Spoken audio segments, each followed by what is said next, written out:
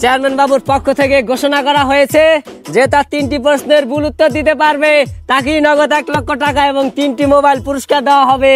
কি ভুল উত্তর দিতে পারলে নগদ 1 লক্ষ টাকা এবং 3টা ফোন উপহার দিবেন?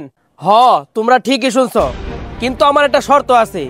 তোমরা যদি আমার 3টা প্রশ্নের উত্তরের মধ্যে যে কোনো একটা প্রশ্নের উত্তর সঠিক দিয়া ফেলাও, তাহলে তোমাকে সবার আমারে 20,000 করে টাকা জরিমানা দিতে হইব। তাইলে এখন তোমরা সবাই বলো, আমার শর্তে কি রাজি আছো? চেয়ারম্যান বাবু, আমি রাজি। ওই বেটা শুন, আমার কাছে তো কোনো টাকা পয়সা নাই, আমরা টাকা পয়সা কই থেকে দিমু? আর যদি ভুল উত্তর না দিতে পারি? আরে বেটা, তুই এত টেনশন নিতেছিস কি লাগা? আমরা তো সঠিক উত্তর দিমই না, তাইলেই হইলো। আচ্ছা ঠিক আছে। চেয়ারম্যান সাহেব, আমরা রাজি।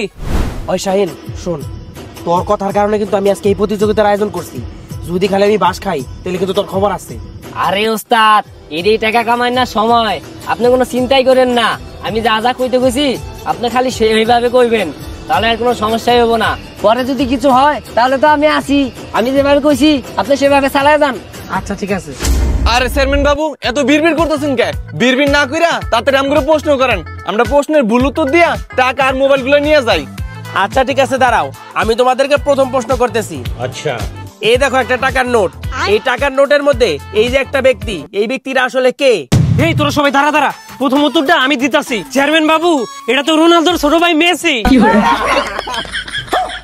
শাল আর বেয়াদব, ভুল উত্তর দিছস ঠিক আছে, কিন্তু একটু মানসম্মত উত্তর তো দেওয়ার দরকার ছিল।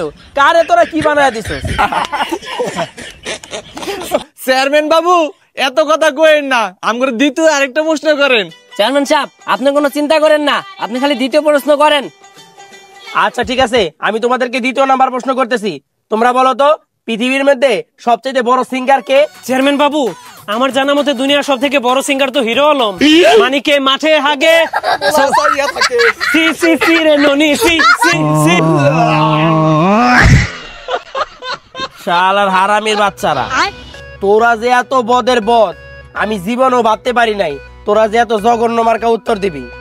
ভাই শাহিন শোন, এইবার যদি আমার টাকাটা শুধু বেচতে যায় তাহলে কিন্তু তোর খবর আছে। আচ্ছা চেয়ারম্যান বাবু, বেশি কথা না কইয়া 3 নাম্বার প্রশ্নটা আগে করেন তো। ভাই শাহিন শোন, আমার তখন টেনশন হইতাছে। ওরা যদি 3টা প্রশ্নের উত্তরই ভুল ভুল দিয়া ফেলায় তাহলে তো আমার সব টাকা চলে যাইব। আপনি কোনো টেনশন করেন না, আমি যে প্রশ্নটা করতে কইছি ওটা করে তাড়াতাড়ি করেন।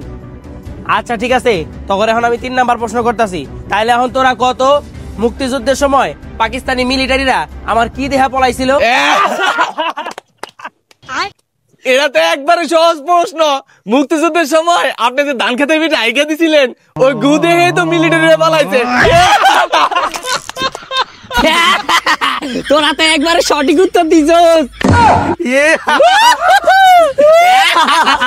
তোরা একবারে সঠিক উত্তর দিছস।